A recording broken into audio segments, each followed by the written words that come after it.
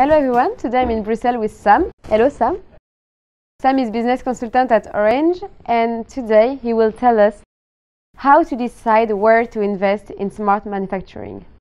It is important to make sure that you create an overview, that you have a complete view on all the opportunities of digital transformation. And that is something that you need to do with people that have the overview. It's not the technology itself, but it's the integration of the technology. If you have existing systems, you have old systems, you have new systems, you have transitioned into new systems that you're dreaming about, and you have the new technology. In order to work for a smart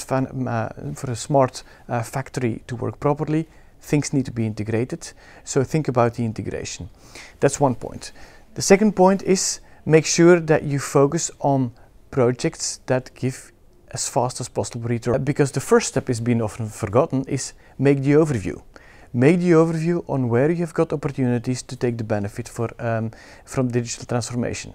And when you have the overview, and this is just a paper exercise with some people around the table, make the overview and then make sure that you get a priority in where to focus on first. So when you have the overview, when you have somebody that can talk about integration, then I think it's a matter of working out cases.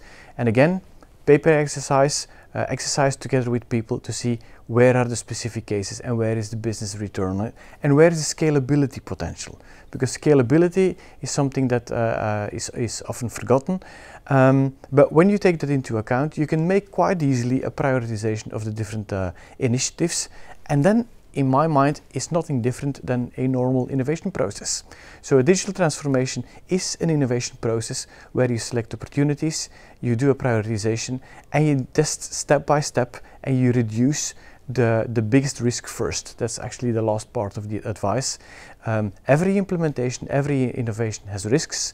Focus on the biggest risk first and try to eliminate risks by doing proof of concept is a possibility, but can be user validation or can even be an interview with people. Thank you Sam for your inputs and see you next week for a new Tech Trends topic.